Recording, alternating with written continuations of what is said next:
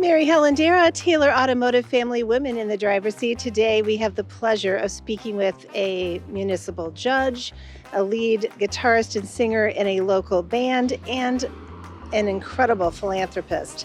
Let's go in and talk to this amazing Nicole Khoury, who today is in the driver's seat.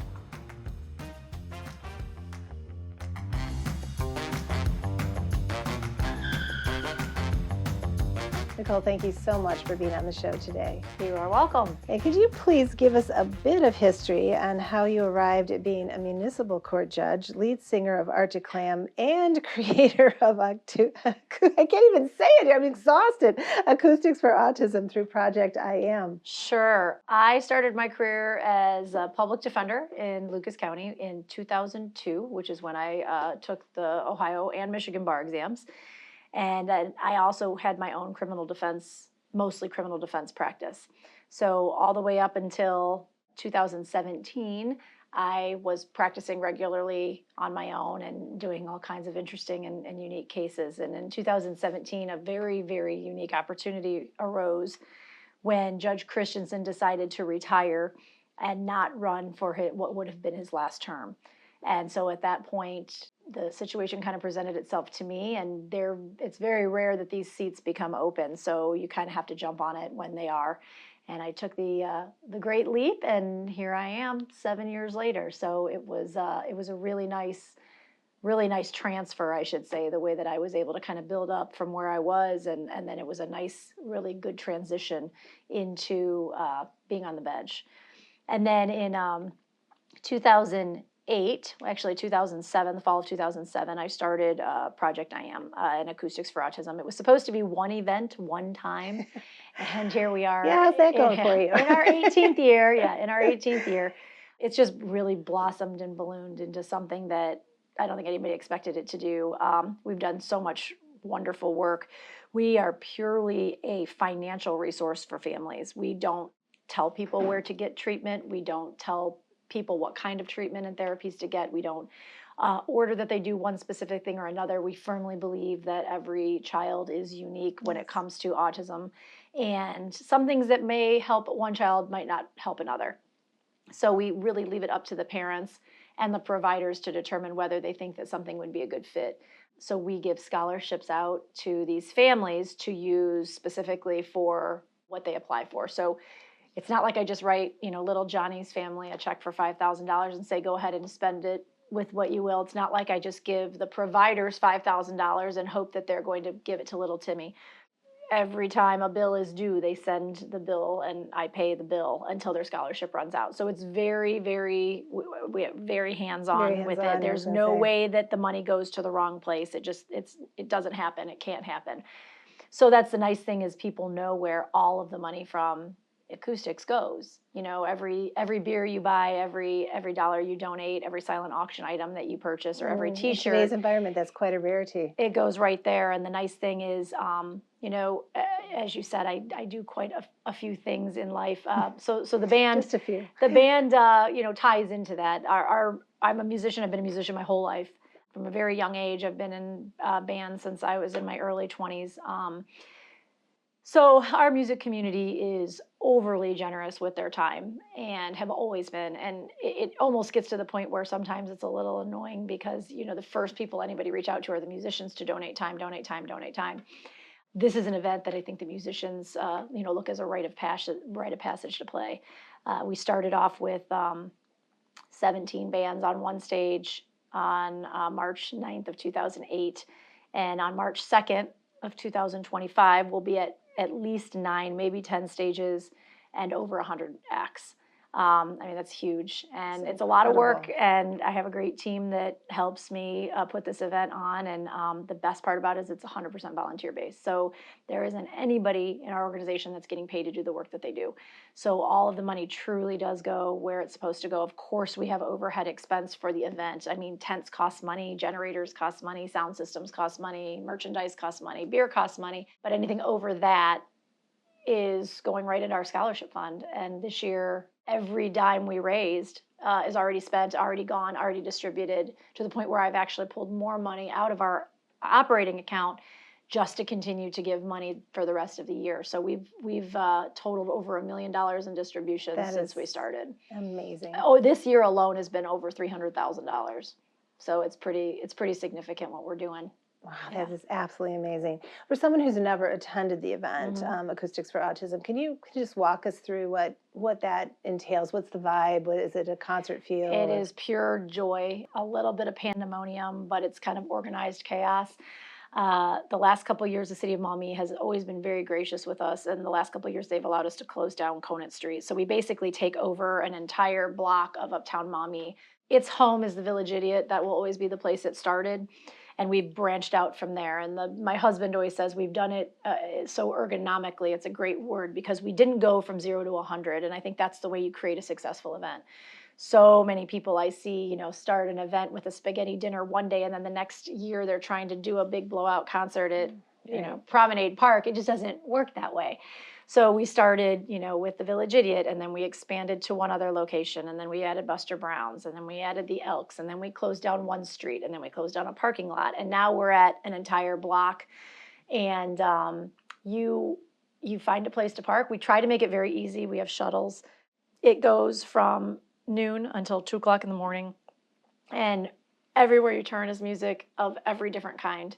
We have 3 separate kids areas. A lot of times I get some slack for, how can you say this is a kids event? Well, you're the parent. You still have to choose which one of the locations you go to. You want to be in the fun one. I'm not babysitting your kid. I'm providing, a place for them to go. So we have, one that's right in the heart of it, right on Wayne Street. We've got a sensory-friendly area in the Georgette's Art Studio, which is right on the corner of Wayne Street and Conant Street. And then the Maumee Indoor is completely separate from the event. So if you just cannot bring your child down there, but you want to be a part of it, we have that where they show a movie for a couple hours, and we have some things there. So you really do, you walk in and there's a big stage on Conant Street, but then every turn, every bar, every place that you can walk Truly into, there's something else. For everyone. If you look at the overhead, it's pretty significant because we tent every space we can tent, and it's pretty cool the way that we do it.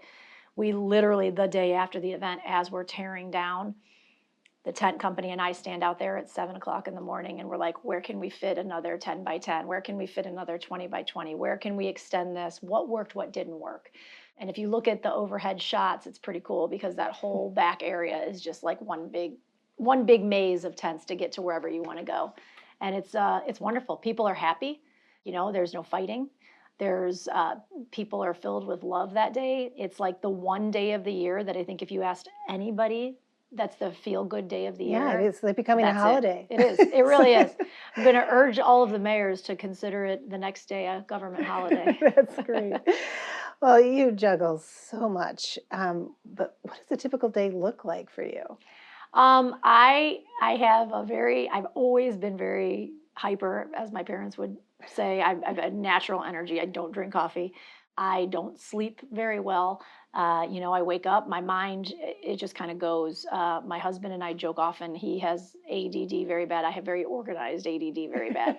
So, once I'm up and my mind starts moving, I have to get it out of my head or else it's going to stay there. So I am constantly on my phone in the middle of the night writing things down or putting a notepad next to me to write things down. And my friends will joke, they'll be like, you sent me an email at 3 o'clock in the morning. Well, it was in my head. I had to get it out, I come to work. I get to work pretty early. I do what I need to do. I get on the bench for as long as I have things going on the bench. And then when I'm done, usually over lunch, I would say 2 to 3 times a week, there's some kind of meeting, whether it's for work or whether it's for the charity. I come home and there's usually some kind of meeting. Again, it's usually for the charity. And on the weekends or sometimes during the week, I'm picking up a guitar and I'm going and releasing some of that stress and playing music. And when I don't do that, I'm usually traveling or hanging out with my very, very large family. And that's it's. I wouldn't have it any other way. Am I tired? Sure, but Yes. I don't know what not tired is. Some people say they don't realize they weren't in as much pain as they were in until they aren't anymore, until you get that surgery or whatever. Right. It's the same way. Like I wouldn't know, I think, what it feels like to be rested because I don't know how to rest. So until that day actually comes and I finally realize what that felt like, who knows if I'd even enjoy it or not. So it's just a natural vibe. It is. It's just, it's who I am. You can't change your chemistry, No, and thank goodness you have the yeah, chemistry you do. yeah. It's been Put it very to good work. It's I've been able been to put very it to good work. impactful. What advice would you give to young professionals on how to give back to their community? You know, I just always, it's very simple. Just do good things. Be honest. I'm honest to a fault. I'm loyal to a fault. There is nothing you can't do. I consult, not on a professional level, but all the time with people. Anybody who wants to have an event, for some reason, I seem to get the email or the call that says, "Can you help us figure out what we want to do?" And it's shocking. They all want to do a music event with silent auctions and raffles, and I'm like, look.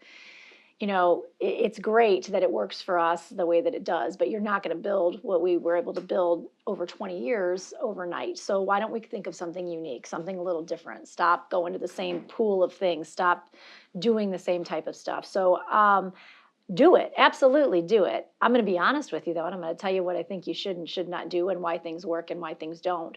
I'm always willing to help out, especially for causes that I care about. I'm always willing to give that advice or lend supplies, lend volunteers. Our organization does an amazing job of running events. Whether it's, we've done the rib off before. We used to do what they called Red White Kaboom down at Promenade when the city was doing that. We've done St. Patrick's Day parties and 4th of July parties and Cinco de Mayo parties, and we always volunteer at Toledo Pride. That's kind of what we do to make extra funds for the organization. People can kind of make a donation to the charity for us to provide 100 volunteers and do a good job at what we do. So nothing should stop you from doing good things, but you have to figure out you. I mean, every person's individual. I'm a big personal responsibility type of a gal.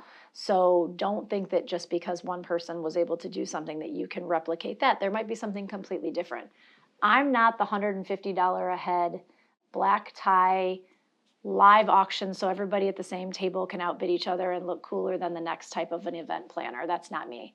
I want to get as many people from all different backgrounds and all different financial means together and all have them feel equal for one day because they supported one wonderful event and not because they only had $5 to give versus $5,000 to give. Because when it all comes down to it, we treat them all the same at this event. And so I would say come up with what your vision is, have the drive and the stamina and the energy to see it through, and don't let anybody tell you that you can't.